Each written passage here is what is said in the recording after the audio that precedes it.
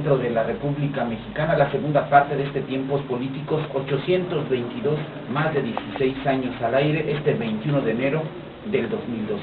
Números telefónicos que están a su disposición: 61 362 11, la larga distancia sin costo, 01800 701 8929.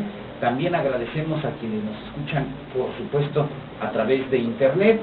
Y también tengo otra línea telefónica a su disposición, 61 344 44. Está con nosotros José Luis Romero Hicks, aspirante del PRI a la candidatura al gobierno del Estado, y yo creo que lo que pueda decir sobre su trayectoria en la vida política y pública de nuestro país, pues tendría que llevar un buen tiempo. Y yo creo que muchos lo ubican a usted dentro del escenario político nacional y estatal. ¿Cómo está? Muy buenas tardes. Muy bien, antes que nada, gracias por la invitación. La verdad es que en estos tiempos todo micrófono es un privilegio y espero estar a la estatura de este gran programa, de esta mesa de análisis político. Eso ni duda cabe, licenciado. Yo era estudiante cuando iba terminando la universidad, cuando usted era director del Banco de México. Sí, fíjate que el Banco Nacional de Comercio Exterior fue para mí una doble experiencia. Primero yo fui consejero comercial de México en la India, y pues la verdad es que yo veía a Bancomex realmente como una gran institución, un gran semillero de mucho talento. Hoy vemos, por ejemplo, gente como el presidente de ciertos grupos banqueros privados, y cuando le sigues el currículum vienen de Bancomex. Sí.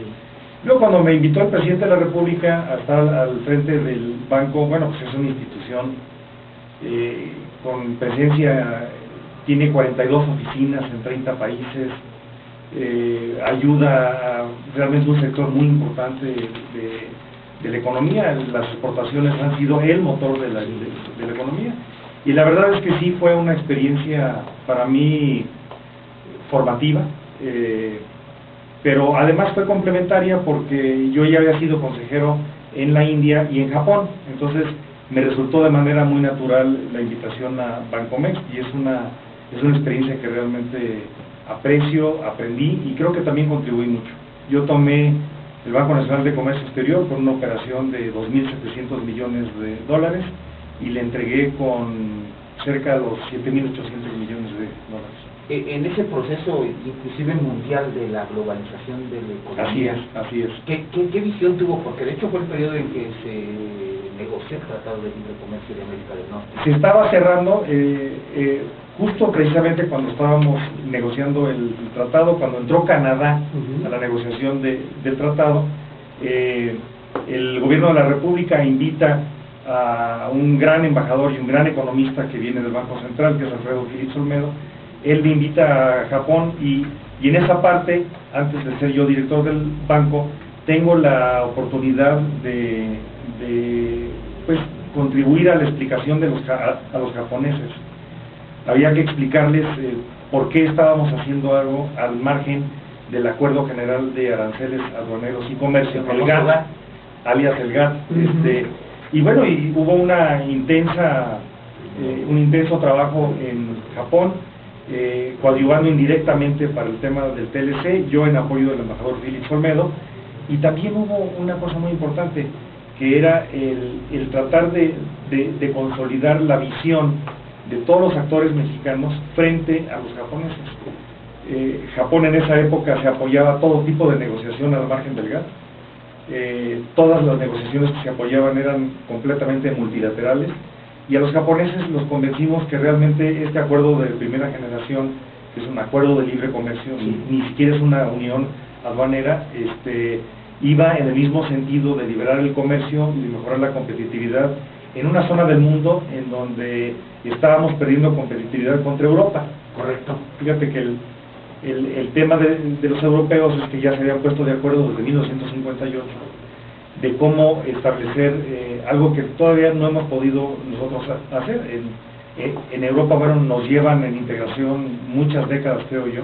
Desde, por ejemplo, un médico francés tiene un paciente en Italia y puede ir a Italia y intervenir a su paciente sin ningún tipo de permiso especial. O un abogado español puede representar un cliente frente a un tribunal inglés, ¿no? Y como que los europeos han sido los magos para aprender a respetar las diferencias.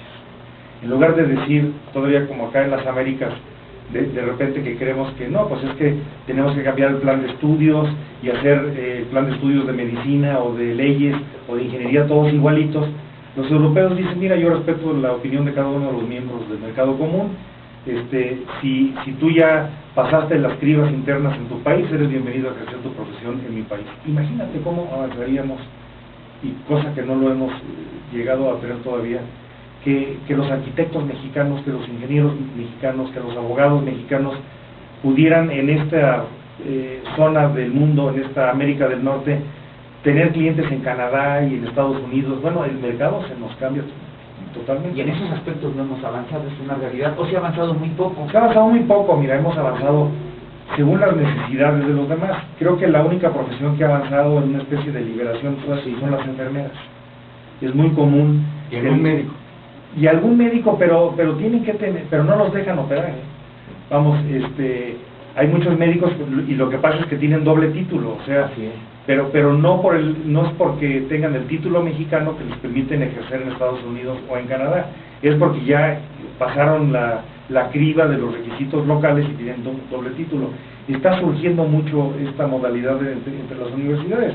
La Universidad de Guanajuato, por ejemplo, tiene doble título en ciertas maestrías en donde se expiden, ¿no? Pero hemos avanzado muy poco, hay mucho que hacer, y fíjate que yo creo que nos ha faltado proactividad. Yo que trabajé mucho en esta parte de convencer a los japoneses que el camino era el correcto, y estoy convencido que lo es. En el tema de las profesiones y en el tema de los permisos laborales, yo siempre he pensado que ya es momento de liberarlo. Es increíble, pero hay 27 miembros ya del mercado común en Europa, algunos en transición, los de Europa del Este, pero pues hoy en día un ciudadano español puede ir a trabajar a Alemania. ¿Cómo ve esta crisis? Esta crisis va a ser compleja. Fíjate que es una crisis muy compleja porque es una crisis en donde no se está logrando concretar los acuerdos. Lo que sucedió fue que cuando entró la moneda común en 10 de los 27 países, en este caso Grecia, heredaron el buen nombre de un balance, digamos, de muchos países estables como Alemania principalmente, como Finlandia, y bueno, lo que empezó a suceder es que Grecia empezó a endeudarse mucho más de lo que podía empezar a pagar. De hecho, Grecia todavía técnicamente al día de hoy debe 160% del valor de producción de todo un año. Entonces, el problema es que empieza a darse un ciclo económico recesivo, sí, y cuando hay recesión, pues baja la recaudación impositiva, y empezaron a hacer las cuentas, y tiene vencimientos de los bonos de deuda, y no los puede pagar Grecia, y entonces pues todo el mundo empieza a decir, oye, pero ¿en qué momento se dejó que Grecia se fuera al 160% de la deuda? Y luego la segunda pregunta es, ¿y quién tiene esos bonos?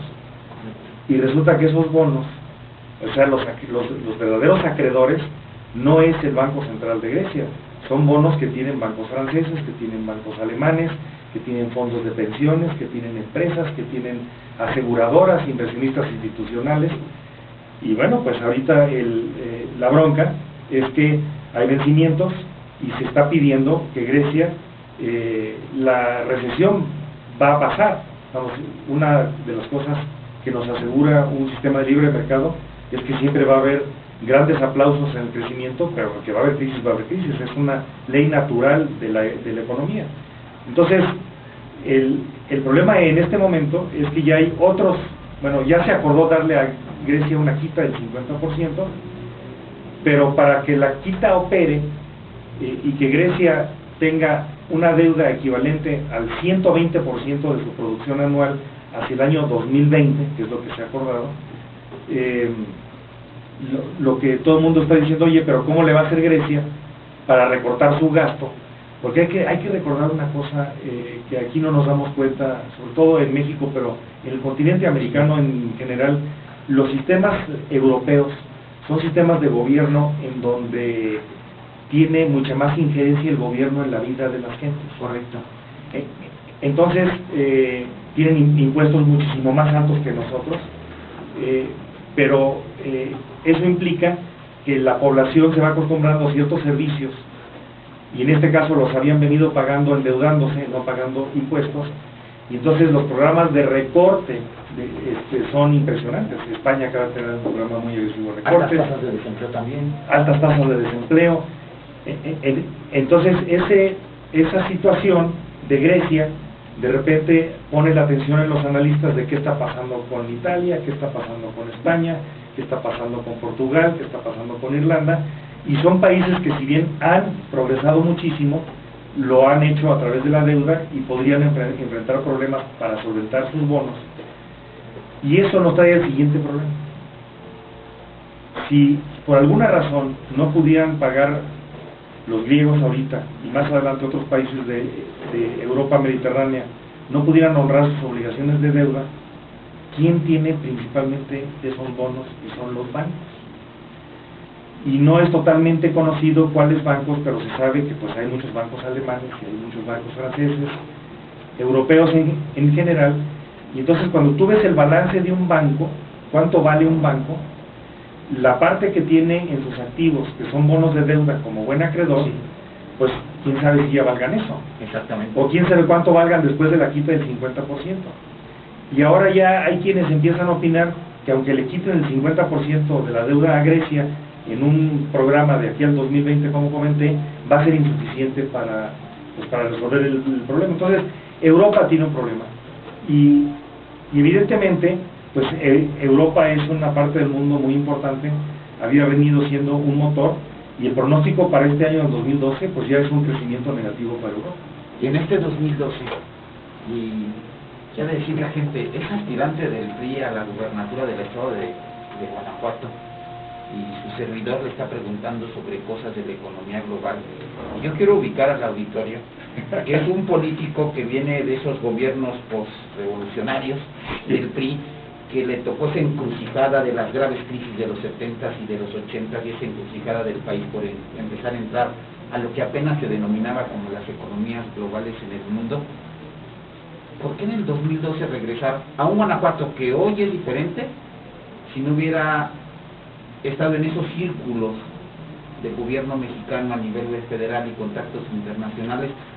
Un José Luis Romero Hicks, guanajuatense, que estuvo en esa parte fundamental de lo que hoy es México, con sus carencias, con sus defectos. ¿Por qué regresar a Guanajuato? Bueno, yo tomé una decisión bueno, yo no he salido de Guanajuato. Y eso es correcto. Vivo acá, pero yo tomé una decisión de vida que para mí fue importante, que fue separarme del gobierno federal, porque me informaron que el gobierno federal había decidido fusionar a Banco Mexa, Banco Nacional de Comercio Exterior, con Nacional Financiera. Y entonces yo le comenté al secretario de Hacienda que no compartía su visión de la decisión, lo comenté con el presidente de la República, y me preguntaron que por qué, y les dije, mira, lo que yo te pueda decir tiene conflicto de interés. En la vida hay que tener principios, creo yo, hay que tener valores.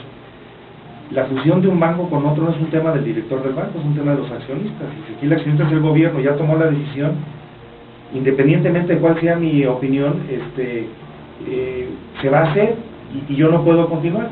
Y les dije, yo te voy a dar mis razones como exdirector, porque lo que yo te diga ahorita no me vas a creer, vas a pensar que estoy conservando mi chamba, ¿no? Total, que salí del banco, y unos meses después efectivamente tuve la oportunidad de decirles por qué, y les expliqué. Es muy sencillo. Mira, si México ya no va a tener crisis económicas,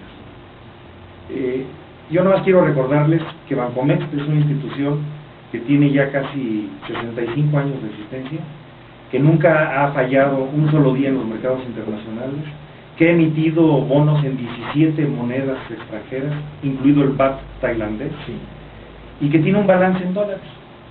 Y que cuando México ha tenido problemas y los mercados de capitales se nos cierran a nuestras empresas, a nuestro país, a la Secretaría de Hacienda, el instrumento para poder captar dólares para México en épocas difíciles siempre ha sido Bancomext. ¿Van a tirar eso a la basura? Bueno, es que la fusión no quiere decir que se tire a la basura. Claro que lo van a hacer. Si ustedes toman un balance en dólares y lo juntan con uno en pesos, una moneda fuerte con una moneda en ese momento débil, pues van a contaminar el agua. Entonces van a encarecer el fondeo. Le dije, presidente, el resto es pura luz. Que si hay redundancia, pues claro, todos los bancos se parecen, siempre va a haber redundancias, que si debe de prestar México dólares, claro que debe prestar dólares. Vamos, una serie de consideraciones que yo veía, una agenda oculta que a la fecha todavía no la descifro totalmente, pero bueno, yo creo que la historia me ha dado la razón. El banco no se ha fusionado, lo más que han hecho es nombrar al mismo director para ambas instituciones. Hoy en día hay una especie de fusión de facto que me parece una falta de respeto a las instituciones de la República, y tomé la decisión de retirarme. Después hubo algunas ofertas muy interesantes que en algún momento que pase más tiempo las haré públicas, pero el PAN se opuso. Entonces llegó un momento en que yo ya no tenía oportunidad dentro del gobierno de Vicente Fox, por ser priista. Entonces hablé con el presidente, quien es mi amigo, sigue siendo mi amigo por supuesto, y dije, mira, yo creo que voy a abrir un despacho, voy a probar fortuna, quiero tener experiencia de empresario y quiero tener experiencia de profesionista independiente. Y bueno, pues, ¿qué te puedo decir? La verdad es que, como dice el dicho, Dios aprieta pero no ahoga. Me ha ido, no me puedo quejar, me ha ido, yo creo que medianamente bien. Me considero un empresario y un profesionista medianamente exitoso. Y sigo conectado a la parte internacional. Tengo clientes, he llevado clientes a China, a Europa, a Estados Unidos. Entonces toda esta experiencia internacional evidentemente me ha ayudado en la parte de asesoría del despacho. Pero no, perdón Memo, no lo ha dicho, pero nunca ha pretendido un cargo público, ni ha aspirado a un cargo público, ni ha estado en esa posición de querer un cargo público. ¿Por qué hasta ahora? ¿Por qué ahora en ese 2002? Bueno, pasan los años y una aspiración que yo he tenido desde hace mucho tiempo es ser gobernador del estado. Sí. La decisión la tomé cuando era muy joven y lo primero que hice fue procurar la formación académica idónea para ser servidor público del Poder Ejecutivo. Yo soy licenciado en Ciencias Políticas, soy maestro en Economía y soy abogado. Entonces, por la propia formación, yo te diría que para un joven político guanajuatense, su máxima aspiración pues es ser gobernador de ese estado. Entonces, no hay más, ¿no? Entonces, ¿por qué no tirarle a lo que es más? Pero luego, más allá de la aspiración personal y de sentir, digamos, la competencia para ejercer el cargo, yo fui secretario de Planeación y Finanzas de Guanajuato con el gobernador Vicente Fox. En esa época el secretario de Planeación y Finanzas tenía la responsabilidad de planear y de administrar el Estado. Para el lenguaje de quienes nos escuchan al día de hoy, lo que es la COPI, el IPLANEC y la Secretaría de Finanzas, eso estaba concentrado en una sola responsabilidad, misma que ejercí durante prácticamente toda la administración, hasta que yo decidí renunciar cuando mi hermano Juan Carlos ya era prácticamente el candidato del PAN. Sentí que la ciudadanía no iba a leer bien las cosas y renuncié con Ramón Martín, con quien yo contendí para ser gobernador sustituto. Perdí por un voto contra Ramón Martín y me fui a la vida privada, y ahora que regreso a observar cómo va nuestro Guanajuato, pero sobre todo cómo va nuestro Guanajuato de los últimos años. Veo que nos estamos francamente desmoronando. El éxito hoy en día va concatenado a la palabra competitividad. Y bueno, en el 2006 Guanajuato tenía el lugar 15, de acuerdo al Instituto Mexicano de la Competitividad, y hoy estamos en el lugar 22. Es más, el TEC de Monterrey dice que estamos en el lugar 24 de 32 estados. Hemos perdido entre 7 y 9 posiciones en los últimos 5 años. Entonces, ¿Qué pasa entonces con todo este cúmulo de inversiones? Atracción de empresas. Todas son muy buenas. Lo que pasa es que otros lugares se están moviendo más rápido que nosotros. O sea, esto no quiere decir que Guanajuato no progrese. Guanajuato hoy es mejor que ayer, Celaya hoy es inevitablemente mejor que ayer. El problema es que los demás se están moviendo mucho más rápido. Ese es el problema. Y hay ciertos indicadores duros para ver qué está pasando. Digo, en el radio es horrible hablar de cifras, pero bueno, una disculpa a tu auditorio. Pero mira, por ejemplo, el estudio de competitividad del tecnológico de Monterrey señala que en el 2010 el desempeño económico de Guanajuato ocupó el lugar 31 de 32 estados. Pues bueno, algo está pasando. Penúltimo, ¿no? Ahora, ¿cuáles son las cifras duras? Mira, Guanajuato tiene el 5% de la población nacional. Guanajuato debería de contribuir con el 5% de la riqueza nacional. Digamos, si fuéramos un estado de promedio, de media tabla, Aguascalientes tiene el 1.1% de la población nacional y contribuye con el 1.1% de la riqueza nacional. ¿Con cuánto crees que contribuye Guanajuato a la riqueza nacional si tenemos el 5? Si me hace la pregunta, es lógico que el 5 no. 3.9. 4, vamos a ver. Sí. Entonces, andamos un punto porcentual por debajo de donde deberíamos de hacer. Y en atracción de inversión extranjera, en lo que va de la década, traemos en promedio menos del 1% de captación de inversión extranjera directa, según las cifras del INEGI. Entonces yo digo, sí se están haciendo cosas, eso es innegable. Inclusive yo lo resumiría, más que cambio de rumbo, es cambio de velocidad. Necesitamos ponernos las pilas, necesitamos construir un sentido de urgencia en todos lados, en lo familiar, en lo empresarial, en lo sectorial, en lo gremial, en lo gubernamental. Otro dato duro, este desempeño económico, si no es tan bueno, entonces Guanajuato no esperaría que tenga más desempleo que el promedio nacional. Pues sí, en Guanajuato el desempleo anda arriba del 6% y a nivel nacional anda alrededor del 5,5%. O sea, las cifras cuadran. Si anduviéramos tan bien, tendríamos desempleo abajo del promedio nacional. Bueno, andamos arriba del promedio nacional. El ingreso per cápita de los guanajuatenses, abajo del promedio nacional. Esto te genera un siguiente indicador, digamos, para investigar cómo andamos. Hablemos de la pobreza. Porque si baja la economía, si sube el desempleo, entonces la pobreza debe estar aumentando. Es lo que uno esperaría teóricamente, ¿no? Entonces, volteas a las cifras y en los últimos 3 años la pobreza ha crecido 13%. Del 44.6 andamos en 48,5%. A pesar de todo el dinero que dice el gobierno del estado que le ha invertido. Sí, es lo que estoy diciendo. El gobierno sí ha invertido, el gobierno sí trabaja, Guanajuato sí trabaja. El problema es que trabaja más lento que los demás. Ese es el tema. Es un tema. Estamos desacelerados, por decirlo. Estamos desacelerados. Y luego, pues la inseguridad. Sí, es el otro factor. Uno esperaría que si hay más desempleo, que si hay más pobreza, ha crecido la inseguridad. Bueno, Mitofsky, que es un despacho de encuestas y parametría, e Ipsos Vinsa, los tres coinciden en que la principal preocupación al día de hoy de los guanajuatenses es la inseguridad. Más que el desempleo, más que la pobreza, más que el desarrollo económico lento. Entonces, empiezan a cuadrar las cifras. Si tú observas la evolución de las cifras, fíjate, solo 1 de 5 guanajuatenses, es un poquitito menos, se levantan en la mañana sin preocupaciones sobre su viabilidad financiera, sobre cómo van a estar trabajando. Solo 1 de cada 5.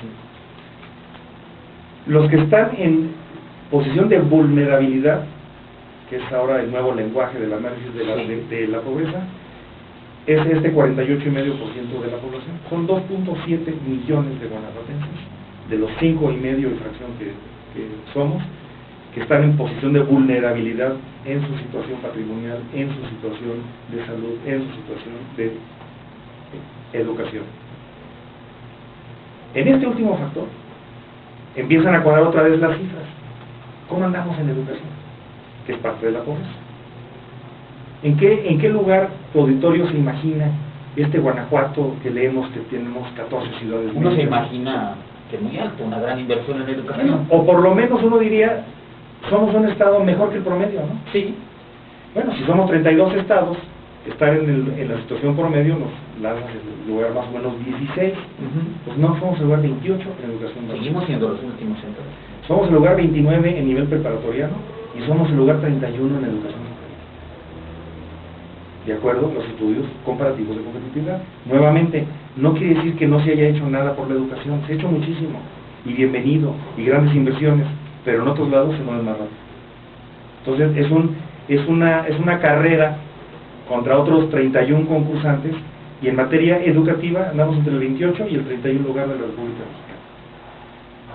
Eso es en cuanto a la inseguridad, que es una variable. Y finalmente, yo te diría, que me encantaría regresar al tema político en Guanajuato, después de casi una década de estar fuera del pandero público. Sí. Yo le llamo el fantasma de la corrupción. Me parece que en Guanajuato ha regresado el fantasma de la corrupción. Y no es porque yo lo diga, o inclusive no es ni siquiera porque salga en los periódicos, o en la radio, o en la televisión. Hay una institución mundial que se llama Transparencia Internacional. Y esta institución mundial tiene un capítulo mexicano que se llama Transparencia Mexicana.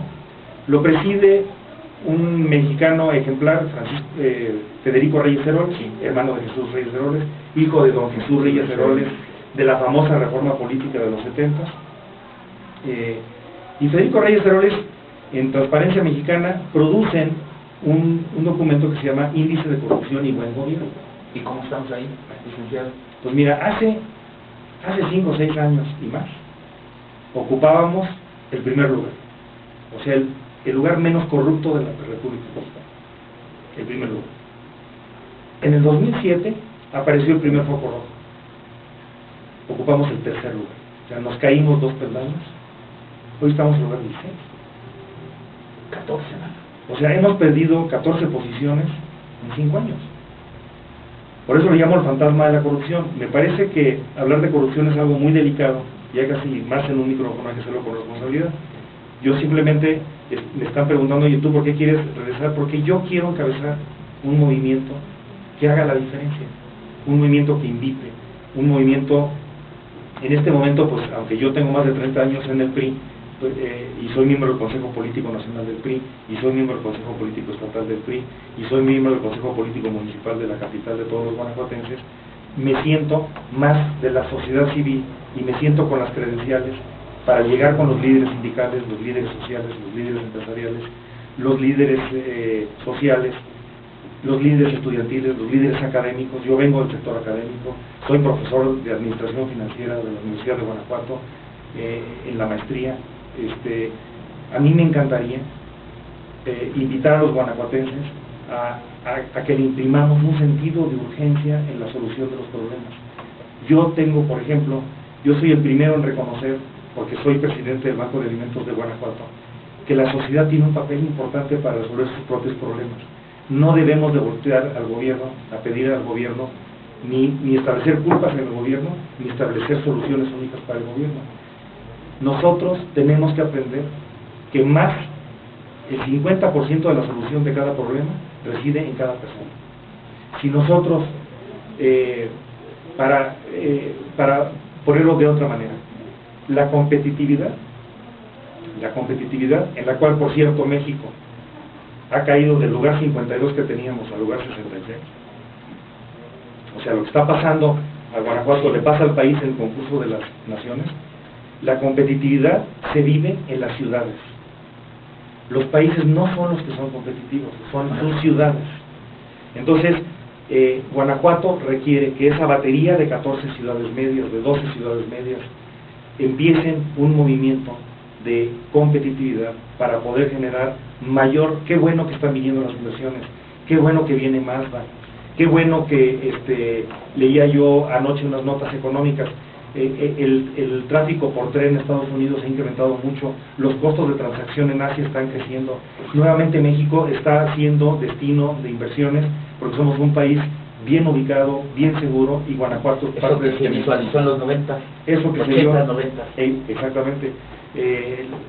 Tiendas departamentales están anunciando crecimientos millonarios para el 2012.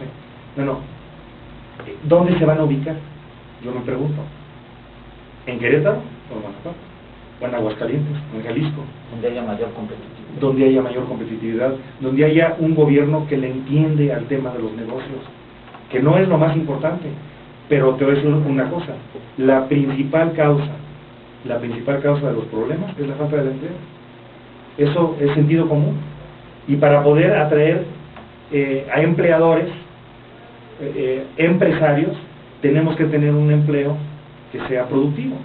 Y entonces todo reside en la inversión en el capital humano. Me llama la atención que mencionó Mazda, ¿Me pero no. permiten una pausa? Sí, cómo no. ¿Me permiten una pausa? No, pero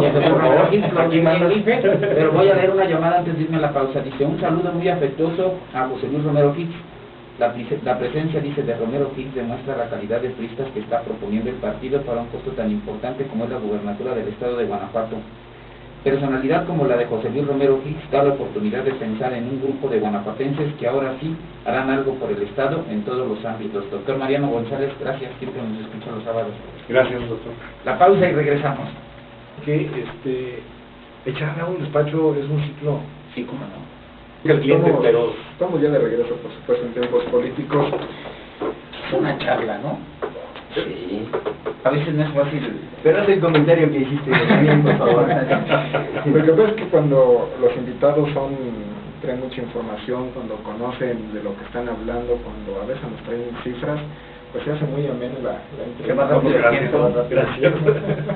Y estábamos hablando de cifras y yo decía que el licenciado José Luis Romero Hicks no mencionó Honda, que interesa aquí a la región. Sí, claro. Es una inversión de más de 800 millones que se ha cantado, por decirlo así, reiteradamente en la última parte de... Mira, yo creo que una de las áreas en donde este gobierno ha utilizado el andamiaje de promoción de inversiones de sexenios anteriores es el área de promoción de inversiones de Guanajuato.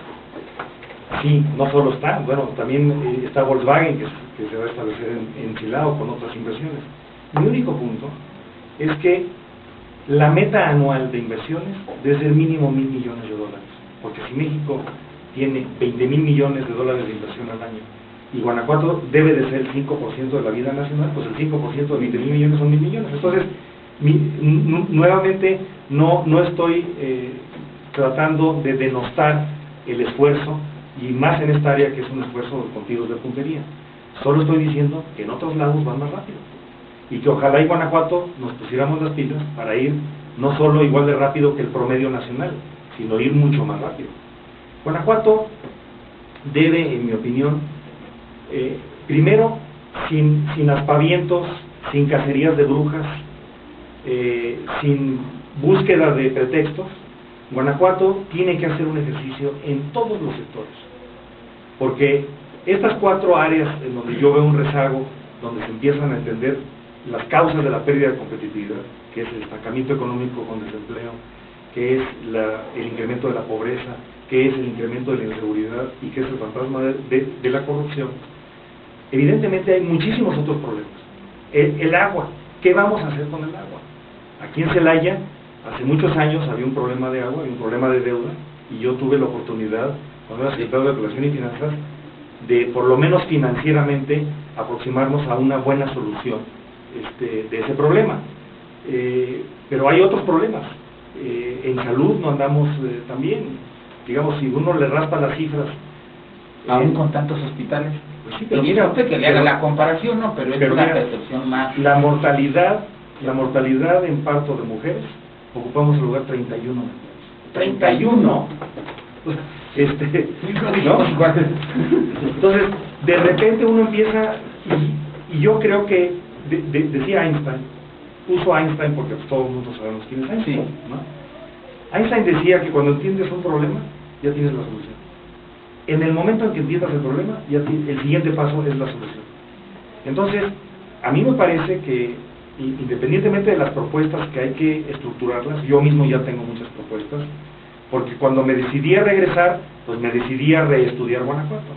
Y yo tengo propuestas que no dan en este espacio, pero que además no porque sean mías son buenas. Pero si se pone una propuesta en la mesa, es como se genera una reacción de decir, oye, no está bien el diagnóstico, no está bien la propuesta, tenemos que involucrar más a los empresarios, pero sobre todo, ¿sabes qué? Tenemos que involucrar más a los universitarios. Los universitarios, de repente, yo siento que no se han involucrado lo suficiente en la conformación de las políticas públicas, en el seguimiento de las políticas públicas y en la denuncia de que no se están siguiendo las políticas públicas. Ese es un rasgo, yo creo, también histórico en el Estado, ¿no? Bueno, más allá de educación superior, hoy con una mayor cobertura, pero también con poca participación activa de los universitarios. Mira, a mí me encantaría, por ejemplo, tu caso es una excepción, tú estás en la lasallista Benavente, pero a mí me gustaría ver más casos como el tuyo, en donde tomen el control de los micrófonos, participen en mesas de análisis político, y de repente siento a los universitarios, no sé si no los han invitado, no sé si estén alejados, pero a mí me parece que en la construcción de las soluciones, ¿cuál es el problema del agua? ¿Cuál es el problema del agua en las ciudades? ¿Cuál es el problema de las vialidades? ¿Cuál es el problema del transporte? ¿Cuál es el problema de la calidad educativa? Vamos, cada uno de esos sectores, aprovechemos que viene la alternancia, bueno, espero que venga la alternancia, aprovechemos que viene este maravilloso momento de la democracia mexicana, que es el relevo de mando, para darle frescura al análisis, para explicarle a los guanajuatenses que sí tenemos problemas, porque el problema de decir que no tenemos problemas es que no brincan las soluciones. Yo, de los radioescuchas, yo creo, para mí fue una sorpresa que en educación superior somos el lugar 31. Bueno, hay muchas otras sorpresas. Los índices de criminalidad están creciendo mucho en Guanajuato. Afortunadamente ahí sí, pues somos el 9º lugar, pero antes Guanajuato era de los lugares más seguros, estamos en los primeros 5. Guanajuato tiene áreas de excelencia también. Somos el primer lugar en la administración de la justicia. Nuestros tribunales, nuestro poder judicial es el mejor del país. Y eso pues también hay que decirlo a mucho orgullo. Pero eso no quiere decir que la administración de justicia o el poder judicial no requiera mayor desarrollo, porque los demás se van a estar moviendo también mucho más rápido para dar una mejor solución a los conflictos entre los particulares. Usted habla de que hay otros estados que están haciendo las cosas más rápido. Sí. Yo le quisiera preguntar como qué modelo nos podemos fijar, ¿no? Nuevo León, por ejemplo... Como comparación. Sí, como comparación. Nuevo León, por ejemplo, es un fuerte atractor de inversiones, pero en inseguridad están pues muy abajo, ¿no? O más bien muy arriba, tienen mucha inseguridad. O al menos nos da esa percepción, ¿no? Bueno, sí, evidentemente que el tema del crimen organizado pues se ha salido del control, yo diría, en esa parte fronteriza de México. Sin embargo, Nuevo León, en el tema de los delitos normales por los que salimos a la calle, en realidad es un lugar muy seguro. De los que nos quejamos mucho aquí en Celaya. Exactamente. Del fuero Entonces, pues sí, los de fuero común. Vamos, evidentemente lo que ha sucedido en Nuevo León, por lo que, no soy experto en seguridad, pero por lo que leo, lo que ha sucedido es que ahora se paga con droga en lugar de con dinero el transporte, y eso ha obligado a abrir un mercado local y está generando ese tipo de problemas de narcomenudeo. Sin embargo, en el otro tipo de los delitos, en los normales, robo a casa habitación, qué sé yo, este tipo de los que nos quejamos por acá en el Bajío, están bajo control. Entonces, el tema del crimen organizado florece en donde hay negocio. Y los lugares que son altamente competitivos, con alto ingreso per cápita, evidentemente que son presa interesante para el negocio del narcotráfico y del crimen organizado. Pero eso no quiere decir que no debamos de ser mucho más competitivos. Yo en materia de seguridad, mira, por ejemplo, el Distrito Federal, para hablar ahora de un periodista, el Distrito Federal, el robo de autos ha bajado 20%. ¿Por qué? Bueno, pues porque desde que Marcelo Ebrard era secretario de Seguridad, observaron el ejemplo de Nueva York, que es un modelo de combate al crimen en zonas de alta densidad urbana, y se trajeron al señor Giuliani, que era el presidente municipal de Nueva York. Giuliani diseñó la estrategia para el Distrito Federal, los mexicanos tropicalizaron, y hoy en día en el Distrito Federal se están haciendo cosas realmente innovadoras en materia de seguridad. Hay que ver qué es tropicalizable para Guanajuato, pero repito, no es el estado, es en cada ciudad. Tú vas a San Miguel de Allende, que no sé si por allá nos estén escuchando, en San Miguel de Allende no tienen ese problema que tiene Celaya. En San Miguel de Allende, hablar de inseguridad no es un ejemplo propio. Entonces, hay todavía lugares en la capital, en Guanajuato capital, donde empieza a haber problemas, pero realmente no es el tema más importante para Guanajuato capital. Cada ciudad tiene que hacer su diagnóstico y tiene que hacer un ejercicio de compromiso, de ejercer y de ejecutar las decisiones. Yo le pregunto al licenciado José Luis Romero, que además vamos contra reloj, a ver si alcanzamos a sacar un par de preguntas. Hoy está el PRI listo para escoger al mejor candidato. Hace 6 años, justo en el arranque de la primavera, renuncia quien era el candidato del PRI al gobierno del estado y entra pues un candidato emergente. Pues mira, mi lectura puede ser tan buena o mala como otro politólogo, y además como yo estoy en la sopa de las decisiones, pues no puedo dejar de ser tan objetivo y bueno, una disculpa, pero pues iba a ser sesgada mi opinión en esta pregunta. Mira, como yo veo las cosas, la decisión del Comité Ejecutivo Nacional de invitar a Miguel Ángel Chico más bien para el tema del Senado, quiere decir que yo no puedo identificar que Miguel Ángel tenga amarres, digamos, con el grupo político en turno, más allá de las relaciones que tenemos otros priistas. Sí. Fue una decisión pragmática. Miguel Ángel, la primera encuesta que se publicó fue la del, ¿se puede decir nombres de periódicos? Sí, adelante. Fue la de la M de Irapuato, hace como 1 año y medio. Eso cuando yo me vi en tercer lugar, yo dije, ah, caray. ¿Por qué en tercero? No, pero si ni siquiera he hecho nada, ¿no? Más que toda mi historia, sí. Me vi muy alto, ¿no? Entonces, bueno, Miguel Ángel... ¿Me sorprendió su aparición? Me sorprendió mi aparición, sí, claro. Gratamente, porque además traía el doble del peso que el que venía en cuarto lugar, que era el senador Arroyo Viejo. Sí.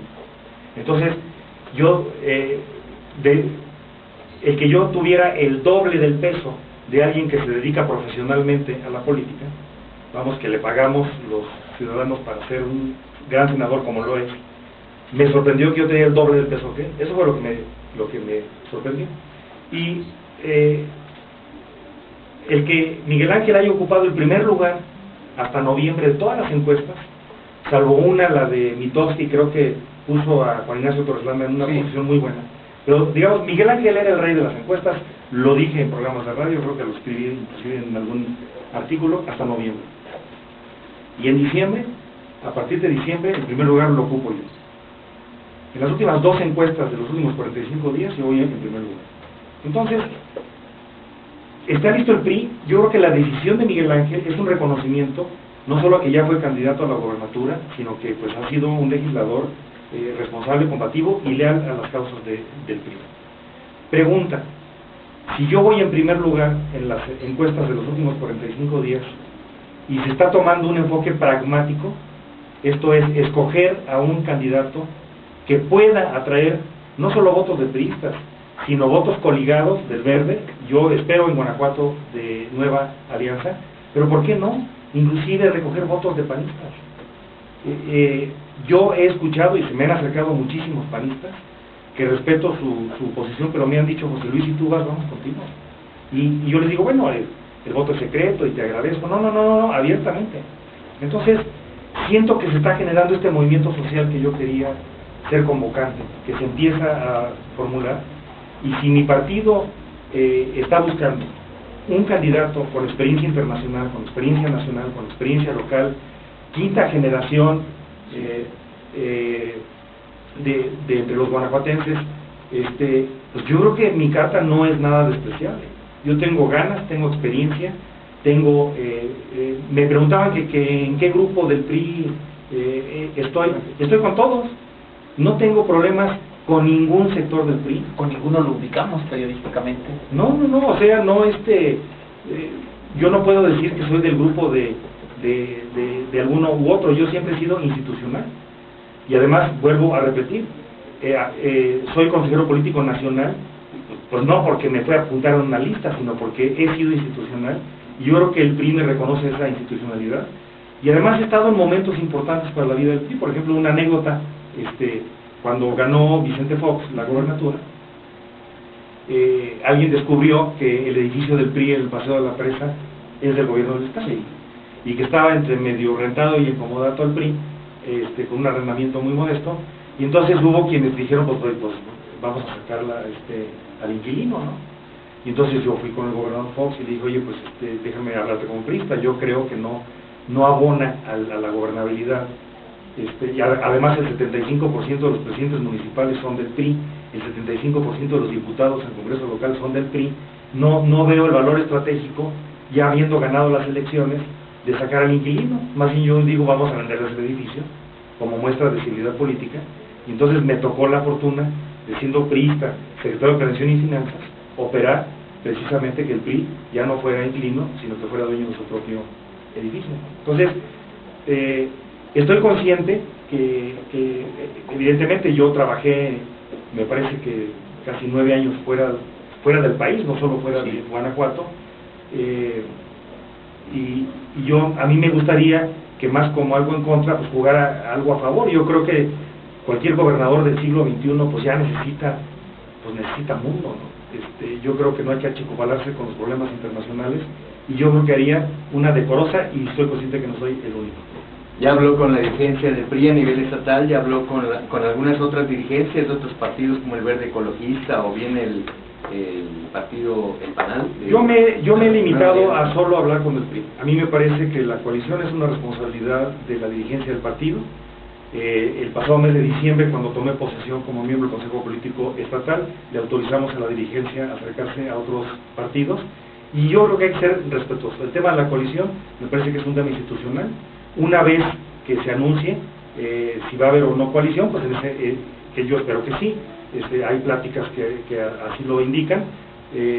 Yo espero que así se haga, porque de antemano lo he dicho, sí. Si el PRI va solo, no llega. Por último, porque también tiene otras actividades aquí en Celaya, 2012 es el momento de que el PRI regrese al gobierno del estado de Guanajuato. Ningún guanajuatense de 35 años o menos recuerda un gobernador del PRI. Además, yo diría ninguno de 40 años realmente ha tenido. El 40% de los guanajuatenses no recuerda una intervención del PRI. Los que tenían 20 años del 94 y los que nacieron del 94 para acá son correcto. 40, ¿no? Yo creo que la alternancia, mucha de la crítica que se hace ahora en la grilla, cuando empiezan a hablar que si los dinosaurios y que si la gente del pasado y que si el fantasma de esto y lo otro, en Guanajuato va a ser sinónimo del PAN. Si a eso le sumas el fenómeno de que yo creo que Peña Nieto va a ser presidente, el 94% de los mexicanos manifiestan conocerlo, y casi la mitad de ellos manifiesta que le va a dar su voto. Dudo yo que cambien de opinión cuando ya tienes tan alto conocimiento del nombre.